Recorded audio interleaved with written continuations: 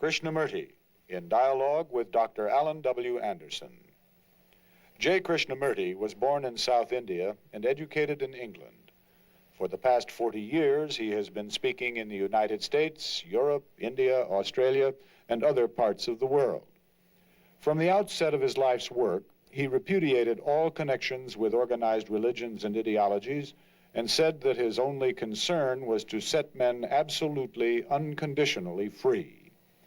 He is the author of many books, among them The Awakening of Intelligence, The Urgency of Change, Freedom from the Known, and The Flight of the Eagle. This is one of a series of dialogues between Krishnamurti and Dr. Allan W. Anderson, who is professor of religious studies at San Diego State University, where he teaches Indian and Chinese scriptures and the oracular tradition. Dr. Anderson, a published poet, received his degree from Columbia University and the Union Theological Seminary.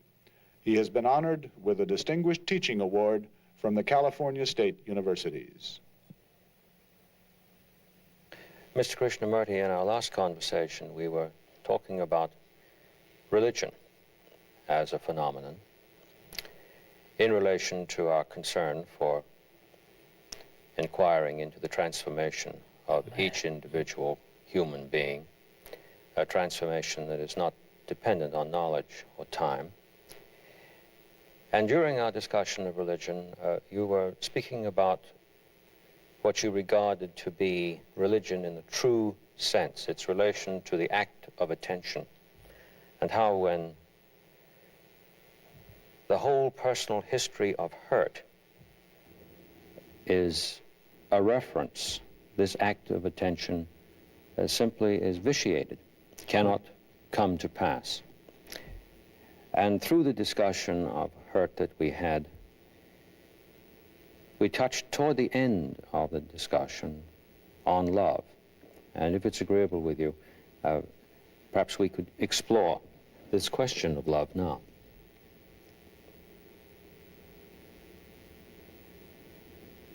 So when you use the word explore,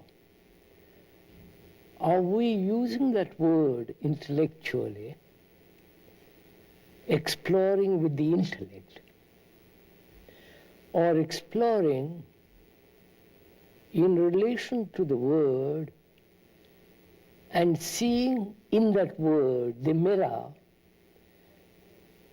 which will reveal ourselves in that mirror? I hope the latter. Yes. Mm-hmm. That is, the word is the mirror. Yes. In which I, as a human being, observing. So the word explore really means observing myself in the mirror of the word which you have used.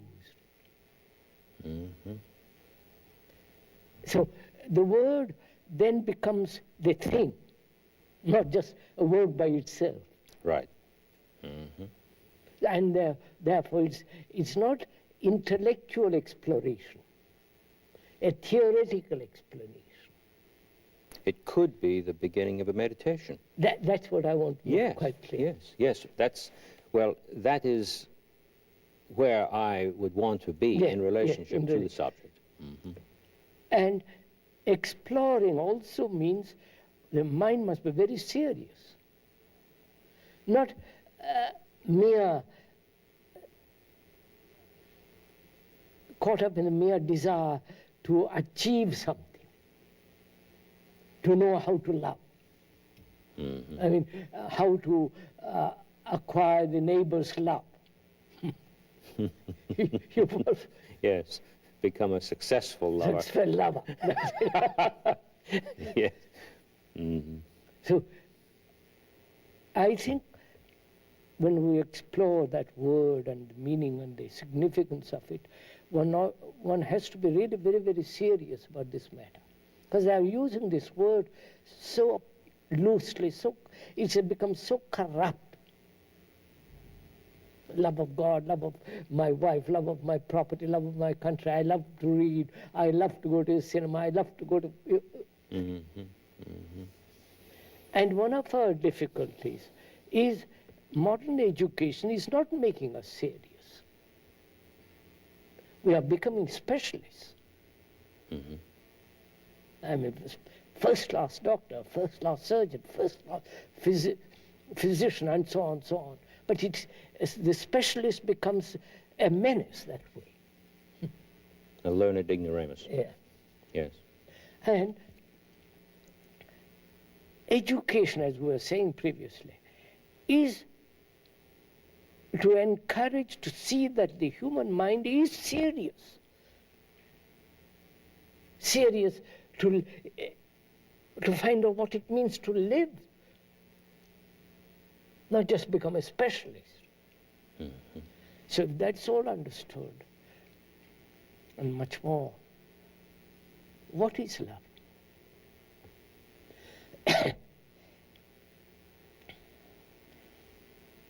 Is love pleasure? Is love the expression of desire? Is love sexual appetite fulfilled? Is love the pursuit of a desired end? The identification with a family, with a woman, with a man?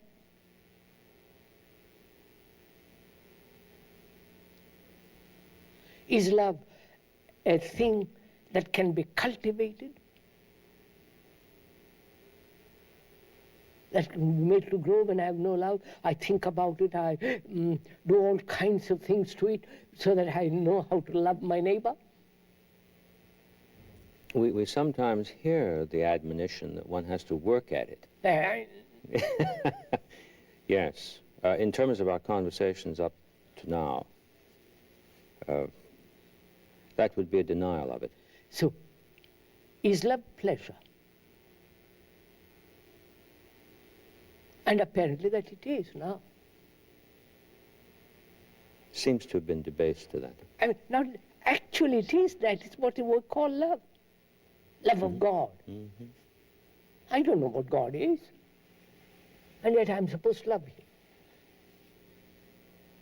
And therefore I transfer my pleasures of the world, of things, of sex, to a higher level which I call God. It's still pleasure. So,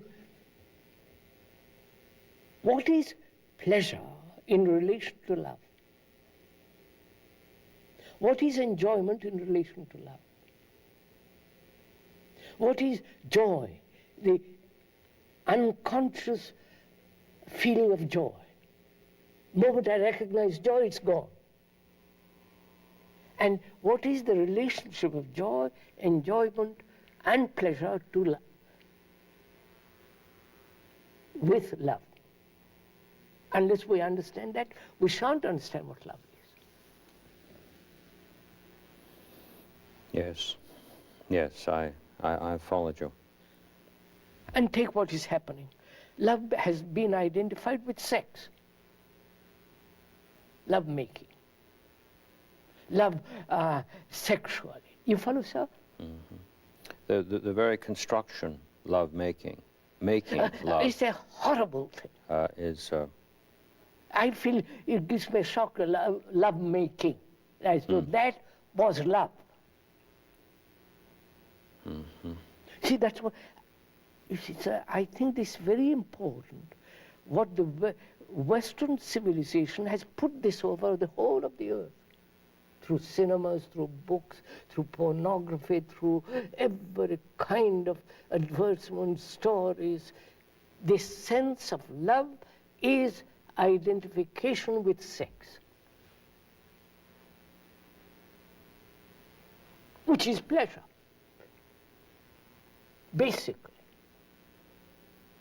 the whole glamour industry is based on that. On that. On that. All the cinema, you know, the whole thing. Yes. So, can the mind, again we must come back to the point, can the mind understand the nature of pleasure and its relationship to love? Can a mind that's pursuing pleasure, ambitious mind, a competitive mind, a mind that says, I must get something out of life. I must reward myself and others. I must compete. Can such a mind love? It can love sexually. But is love of sex, is that the only thing? So, and why have we made sex such an enormous affair? Volumes are written on it. Unless really one goes into this very, very deeply, the other thing is not possible even to understand. We can talk endlessly about what love is not, theoretically. But if we use the word love as a mirror to see what is happening inwardly, and I inevitably must ask the question whether it's pleasure in its multiple forms. Can a man who is top executive got to that position through drive, through aggression, through deception, through ruthlessness, can he know what love is?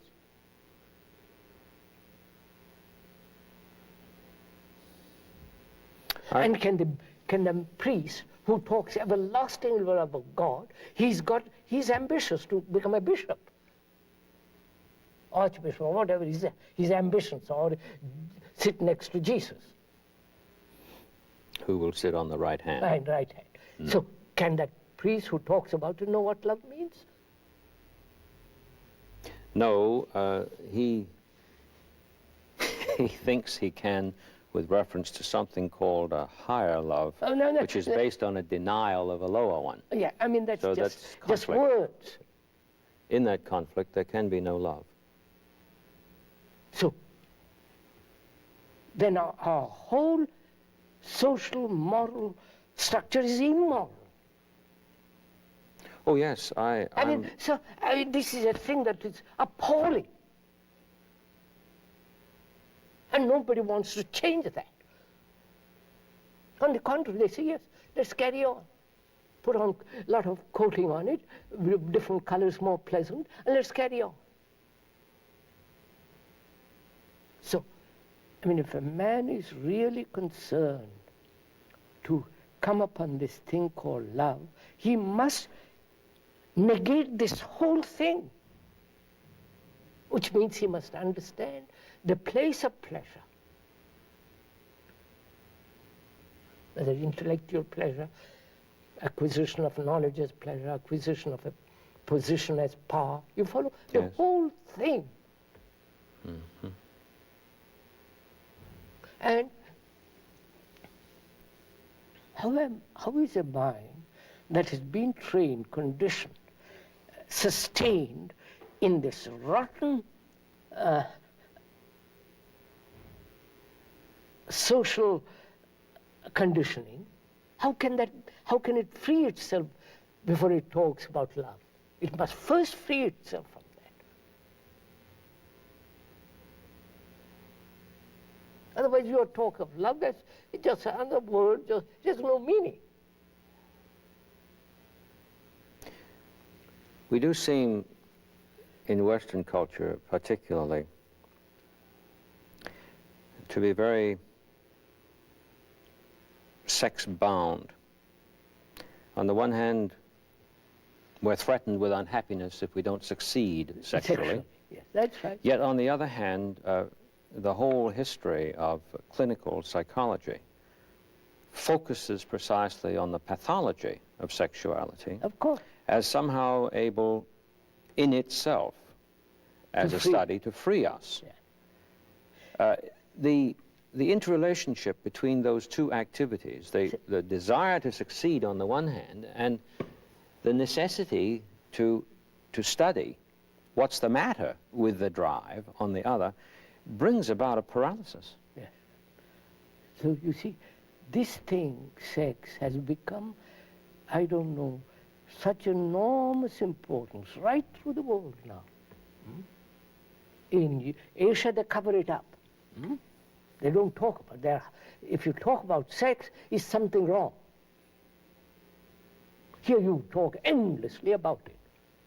But there, you don't, certain things you don't talk about. You talk about it in the bedroom, or perhaps not even in the bedroom. But you never, I mean, it's not done. And when I talk in India, I bring it out. They're a little bit shocked because a religious man is not supposed to deal with all that kind of stuff. He's supposed to be beyond. No, he is supposed to, but he doesn't talk about it. Now, that's one of the things. Why has sex become so important? You see, love is, after all, a sense of total absence of the me. Total absence of the me. My ego, my ambitions, my greeds, all that which is me. Total negation of all that. Negation, not brutal denial or surgical operation, but the understanding of all that. When the me is not, the other is. Obviously, it's so simple. So the Christian sign, the cross, I was told, is a very, very ancient symbol, previous to Christian acceptance of that symbol. Yes. It meant wipe out the I. I had never heard of that. Wipe out the I, the me. The I, wipe it out. You understand, sir? Yes, in a non-canonical statement of Jesus, it's written that he remarked that unless you make your up down and your down up, your right left, left right, the complete total turning of something upside down that one has been accustomed to do, a 180-degree turn, then one doesn't come to the kingdom of heaven, which of course in his language is not over here to be expected. He said precisely it doesn't come by observation. It's not here, it's not there. It's within one, or in the Greek it doesn't mean in as a locus, but it's a presence. It's a presence, yes.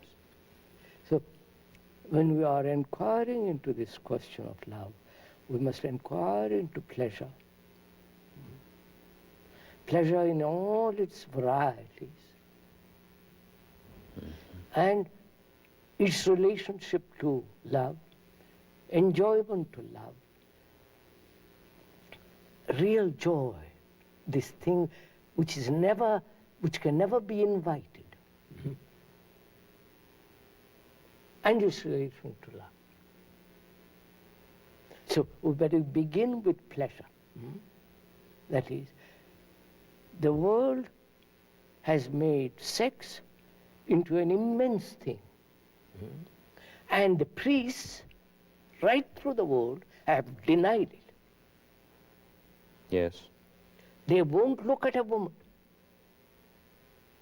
Though they are burning inside with lust and all kinds of things, they shut their eyes. And they say, only a man who is a celibate can go to God. Think of the absurdity of such a statement. So anybody who has sex is damned forever. Then you have to invent some story as to how it was we so-called fell into it. I fell into it, or Virgin Mary. You follow the whole idea? the whole thing. Which is a farce.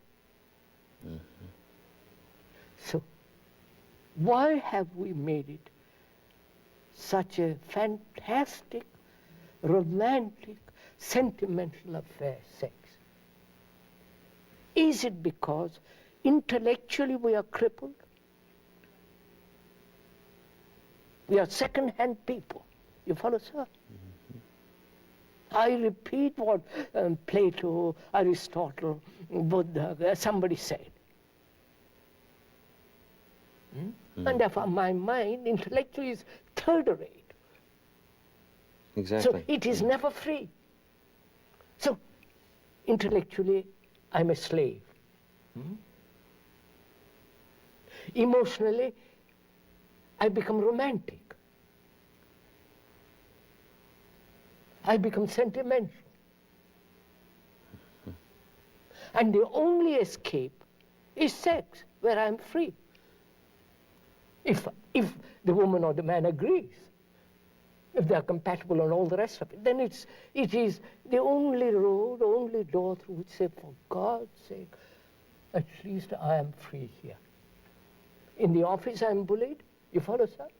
In the factory I just turn the wheels. So this is the only escape for me.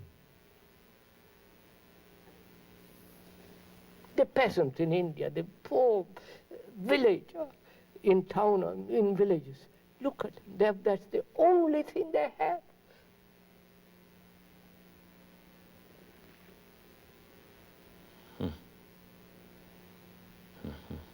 And religion is something, yes, I agree, we should be celibate, we should be all the rest of it, but for God's sake, leave us alone with our pleasures, with our sex. So, if that is so, and it looks like that way intellectually, morally, spiritually crippled human beings, degenerate, and this is the only thing that gives us some relief, some freedom. In the other fields, I have no freedom. I have to go to the office every day, I have to go to the factory every day, I have to, you follow? Cinema 3 times a week, or whatever it is you do. You've got, and here, at last, I'm a man, woman.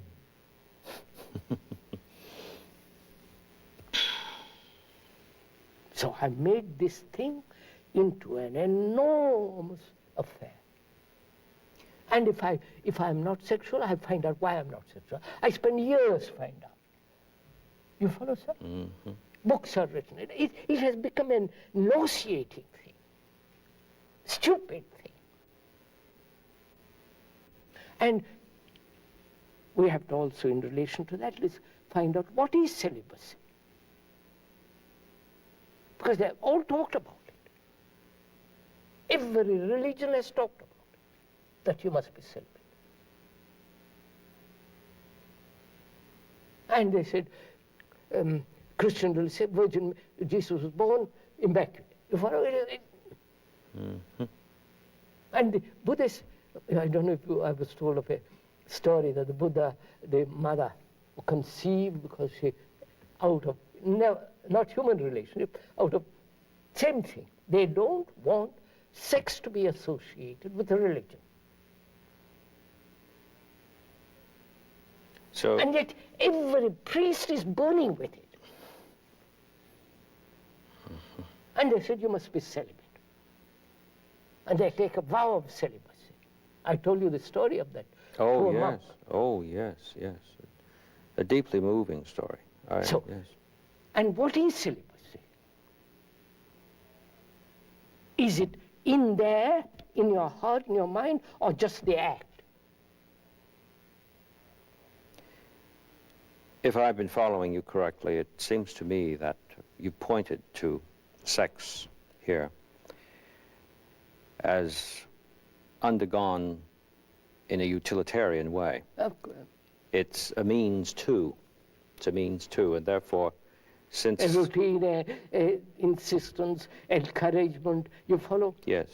Always a goal that lies outside the activity, therefore it can never be caught up to. Therefore conflict. Therefore conflict and repetition. And therefore, what is celibacy? Is it the act or the mind that is chaste? You follow? It must be the mind. And the chaste mind. Which means a tremendously austere mind. not the austerity of severity and ruthless acceptance of a principle and all the rest of it. This goes back to the earlier conversation we were talking about hurt. That's right. The chaste mind would never be hurt. Never. And therefore an innocent mind. Yes. Which has no picture of the woman or the man or the act, none of that imagination.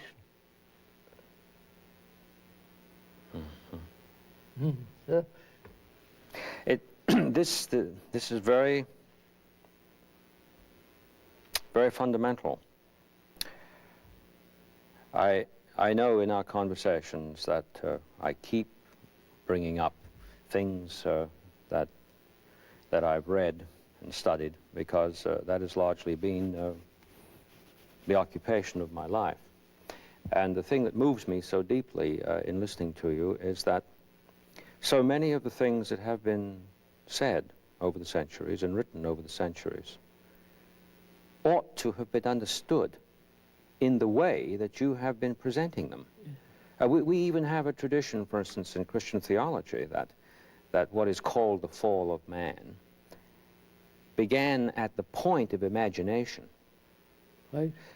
And yet that hasn't been properly understood, it seems to me. Otherwise, had it been properly understood, we would not be in this immense conflict that we're Christians have first invented the sin and then all the rest of it. It has been the cart before the horse. Yes, I do see what you're saying. So can the mind be chaste? Not can the mind take a vow of celibacy and remain and have burning desires. You follow? And we talked about the other day, about desire. We are burning with desire. All our glands are full of it. So, chastity means a mind that has no hurt, no image, no sense of pictures of itself, its appetites, its all. Can such a mind exist in this world? Otherwise, love is not. I can talk endlessly about love of Jesus, love of this, or love of that, but it becomes so shoddy. Because it's love of. Yes. Yes. Yes. Love as an activity is not the same as love undertaken as a means. Yes, sir. So love is love pleasure.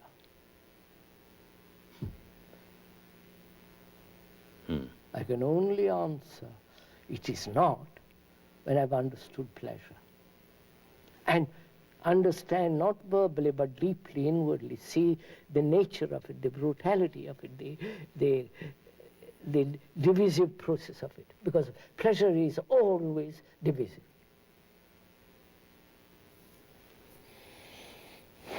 Enjoyment is never divisive. Joy is never dividing. It's only pleasure that's divided. When you listen to an Arab about the oil, the energy, it is his pride. You follow? You see it in his... And you see it in the ministers, in the politicians, this whole sense of arrogance, of power. And at the same time, they talk about love. But it's always love of. Of course, love of or love of, I don't know what they mean anyhow. It has no meaning. It's a love of my country, and my love is going to kill you. Yes, yes. So, you see, sir, we have to understand this killing too.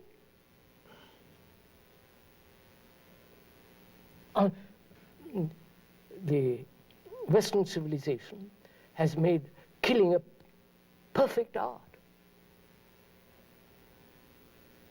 the war, Mm-hmm. science of war. They have taught the whole world this. And probably the Christians are the greatest killers after Muslims. And I believe the real religious, the original Buddhists were really non-killers. Yes. Yes, the only history. religion said don't kill and keep it. Mm-hmm. I must tell you this lovely story. I was several years ago in Ceylon, and a Buddhist couple came to see me. They said, we have got one major problem. We are Buddhists by practice. And they said, we don't kill, but we eat meat. I said, I just did that. I said, what do you mean? He said, we change our butchers. Goodness me. You follow? We change our butchers, therefore we are not responsible. Amazing. And we like meat. Oh, I said, is that the problem? He said, no, not at all. Our problem is, should we eat a fertilized egg because that contains life? Oh, dear me. Just, sir. Mm.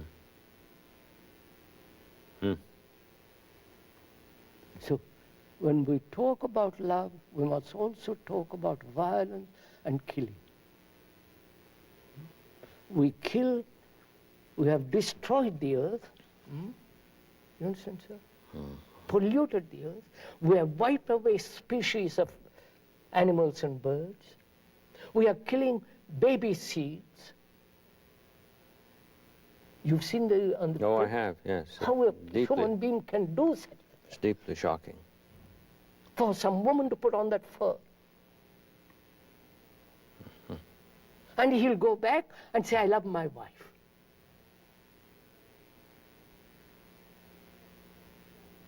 So, and we are trained to kill. All the generals are there preparing endlessly means of killing others. That's our civilization. You follow, sir?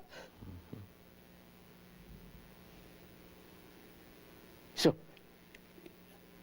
can a man who is ambitious love? No. No. Therefore, finish with ambition. They won't. They want both. Therefore, it means don't kill. Under any circumstance, don't kill an animal to eat. I've never eaten meat in my life. Never. I don't know what it tastes like. Not that I'm proud that I'm vegetarian or anything, but I couldn't do it. And just the killing has become an industry, killing animals to feed human beings. You follow, sir? Yes, it has, right. I was thinking as you were speaking about chastity, and it came to me that the chaste mind would have to be an undivided mind. Yes, sir. Killing and loving. And trying to get them together. And then taking all manner of means to palliate my obvious failure to get them together.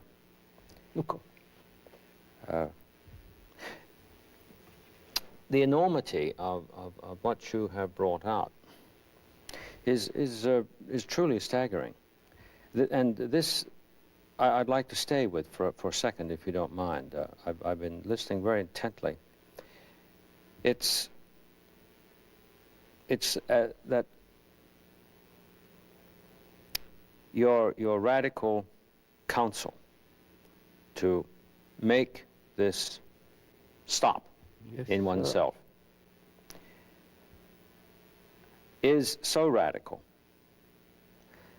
that it requires a kind of seriousness that is not a quantitative relationship to seriousness.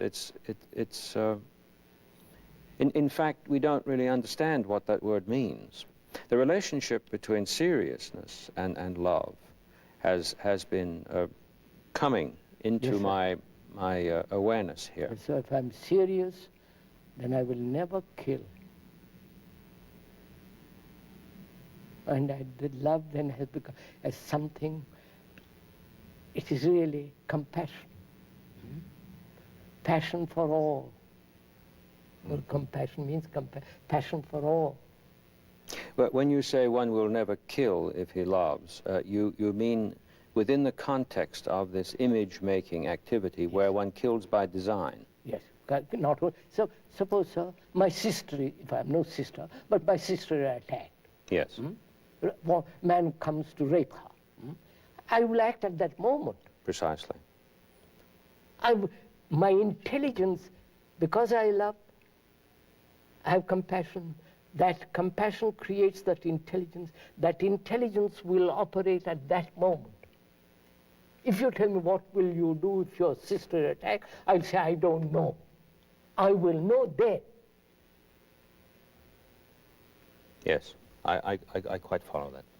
I quite follow that. But we've made an industry of designing. Design killing.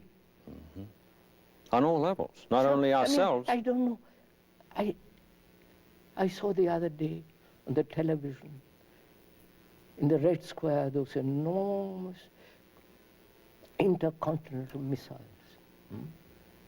shot off to kill God. Blind killing. And the Americans have it, the Indians have it, the French have it. Have to have it. Of course, of course. We must exist. Yes. So, can the mind be free of this urge to kill?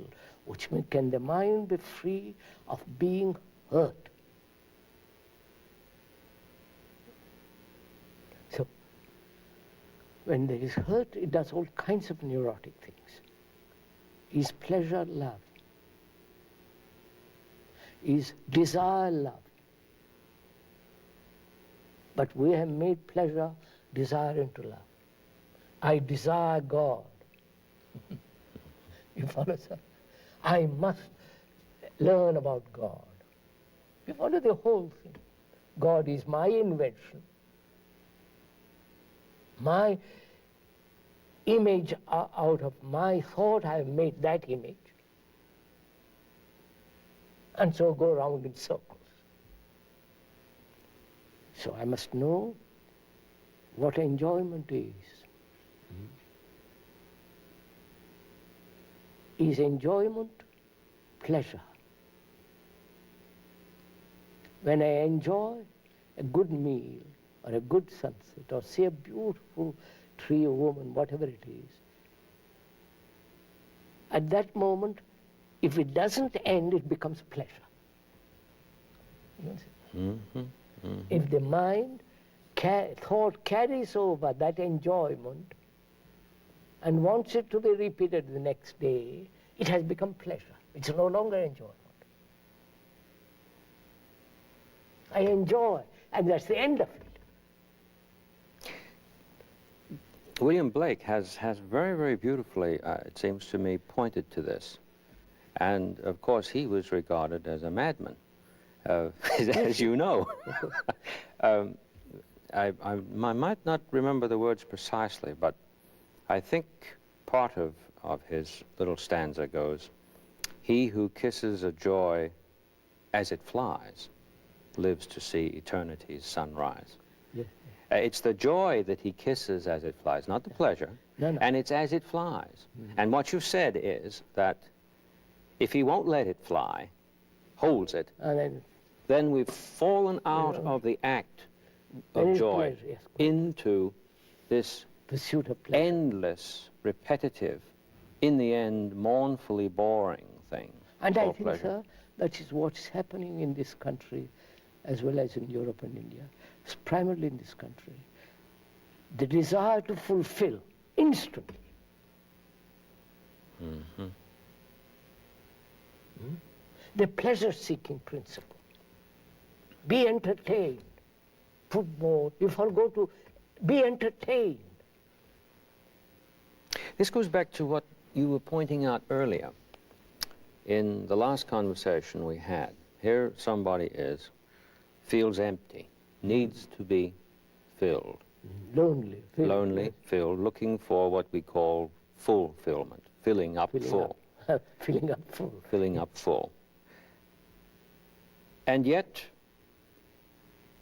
if one undertakes to make this act of attention that you referred to in our discussion about religion, in order to fill up the whole, then we've had it. We're not going to do that. There's been an endless history of that attempt under the name of control of thought.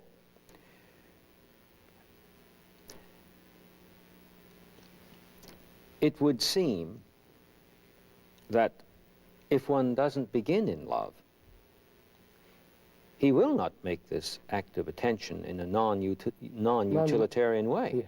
Yes. He simply will make it in a utilitarian, if he doesn't begin. It's not of the love. marketplace, quite. And that's why in one of the very early conversations we had, I take it you said that the start is the end. Yeah, the beginning is the beginning is the end. First step is the last step. The first step is the last step. Quite. What I've been thinking about all through our conversation so far is what is involved in, the word involved I don't like. What must one do? Well, that's no good either.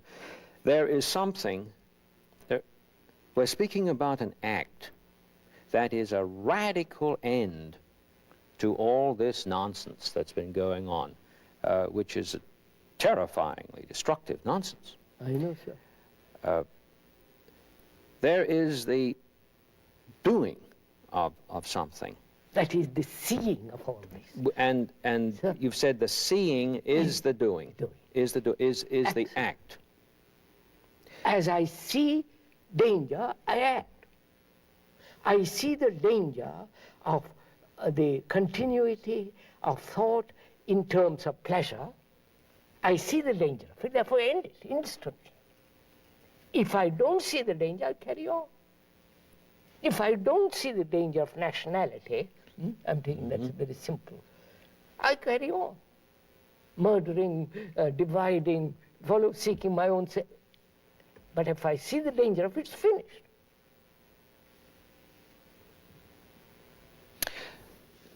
May we relate here just for a moment love to education?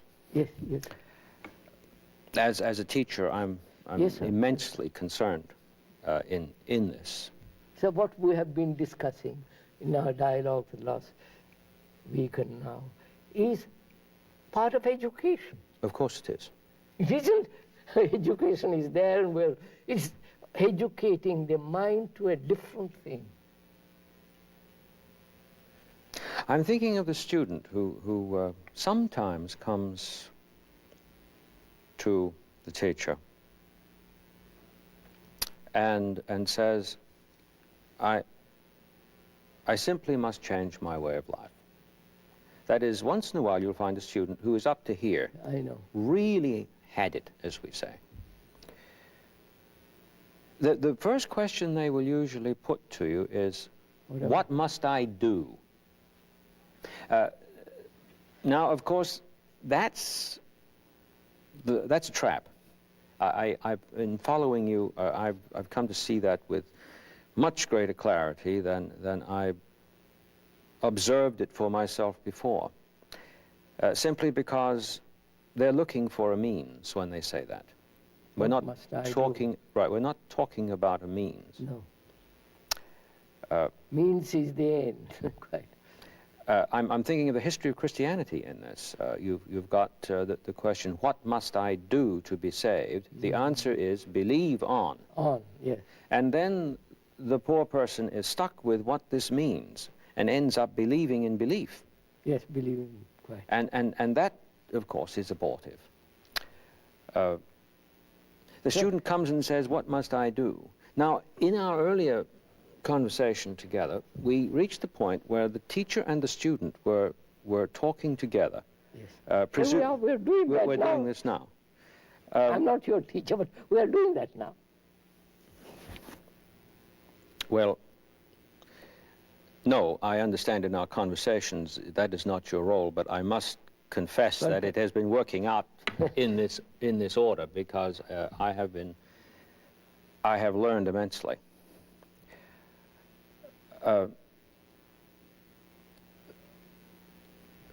There are two things here that I want to get clear, and I need your help. On the one hand, to make this pure act of attention, I need only myself. Is that correct? No, not quite. Sir. Not quite. Not quite. So let's put the question first. Question is, what am I to do in this world? Yes. That is, what is my place in this world? Mm-hmm. First of all, the world is me. I'm the world. That's absolute fact. Mm-hmm. And what am I to do?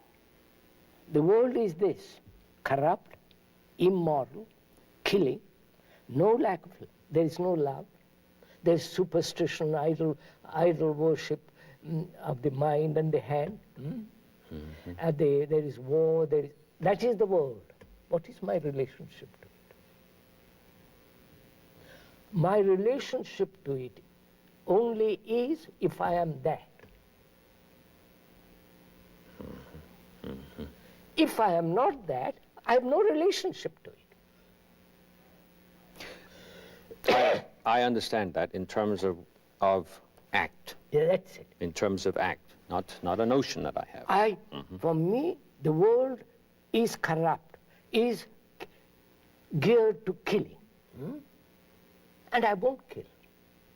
What's my relationship to the man who goes and kills a baby seal? I say, my God, how can you do such a thing? You follow, sir? I want to cry about it.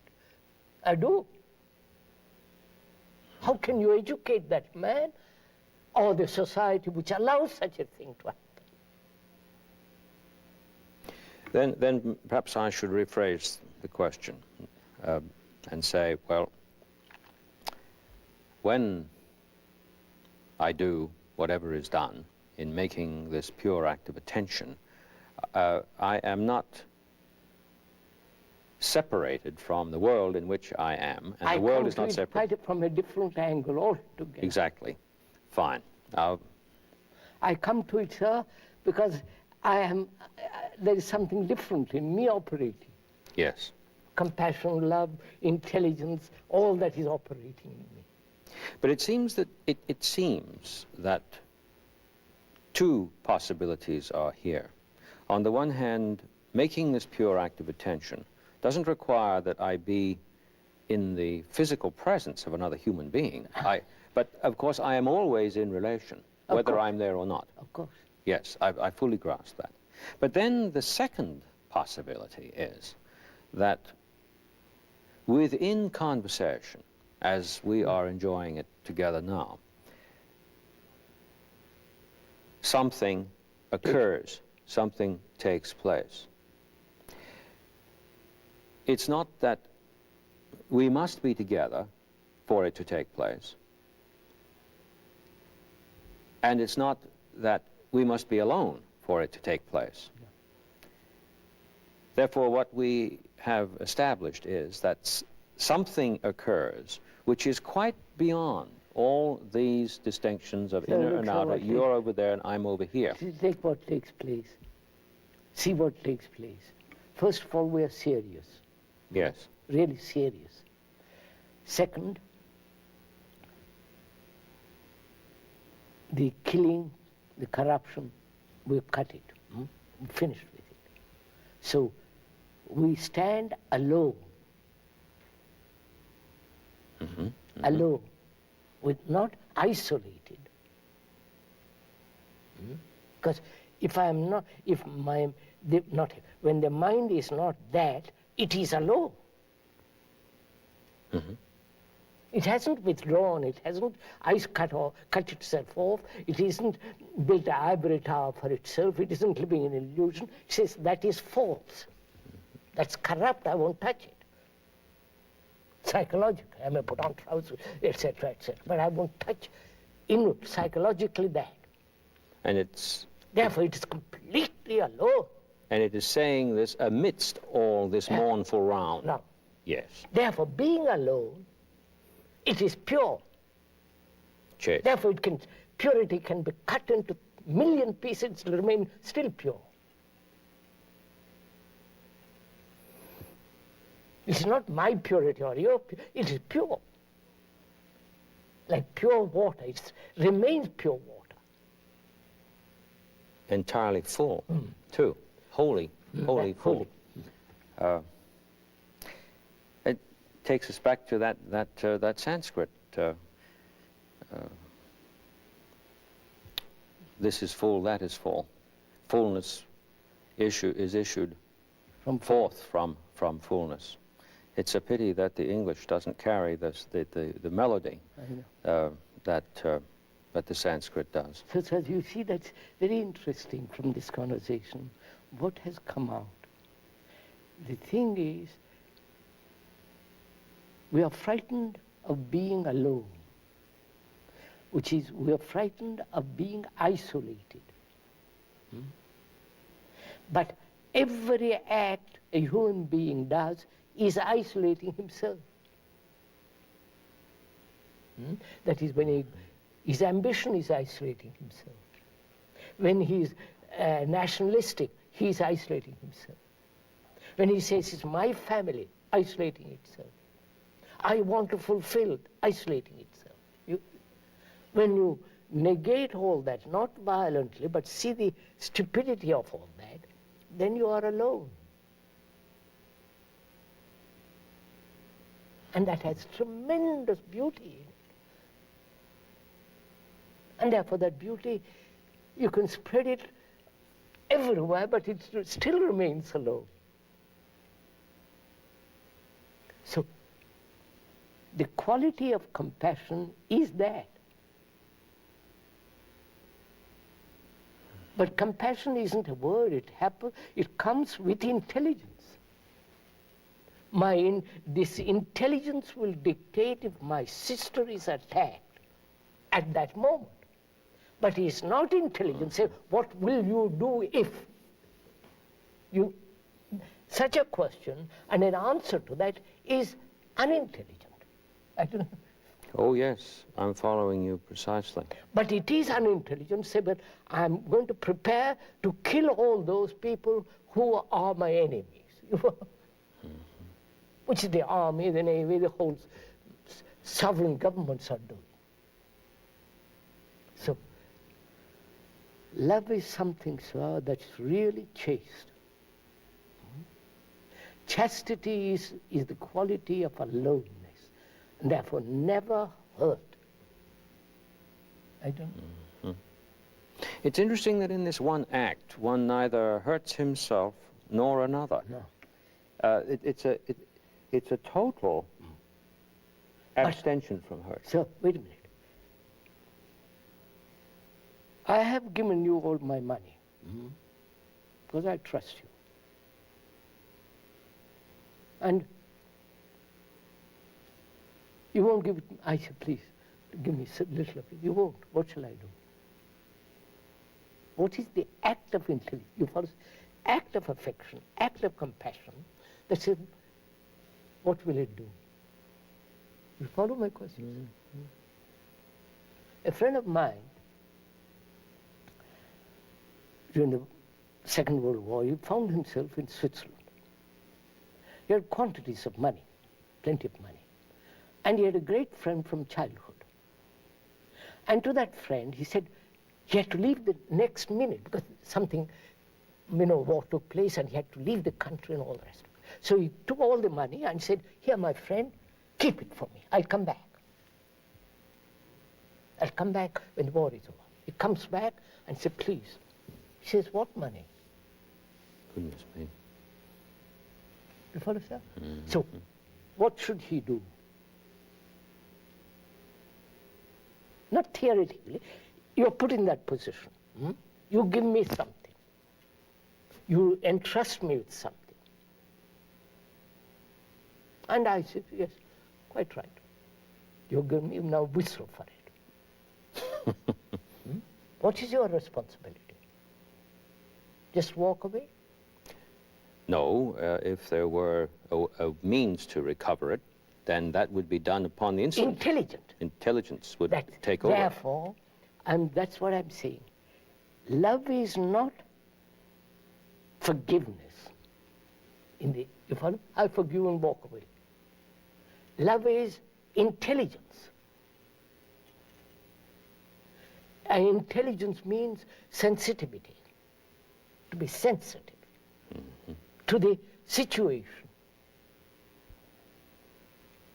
And the situation, if you are sensitive, will tell you what to do. But if you are insensitive, if you have already determined to what to do, if you are hurt by what you have done, then it is insensitive action takes place. I don't know. Yes, of course. Yes, of course. This raises very, very interesting questions about what we mean by conscience. Yes. And the word conscience, it seems to me, has invited an astonishing amount of rubbish and comprehension of what's going on. Therefore, sir, one has to investigate what is consciousness.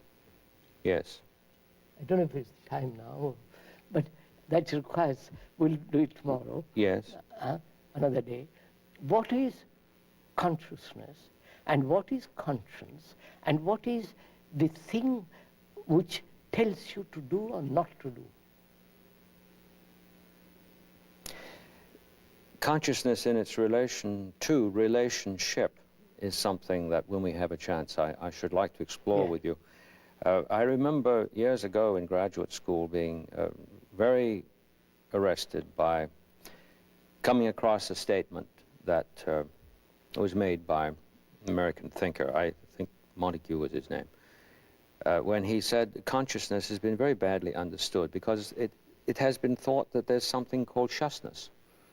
But there is no such thing as shusness. We've got to get the con in there, the together, the relationship, and without that, we've had it. I do hope that next time, when we have the opportunity in our next conversation, we could explore that. We have to discuss this question, living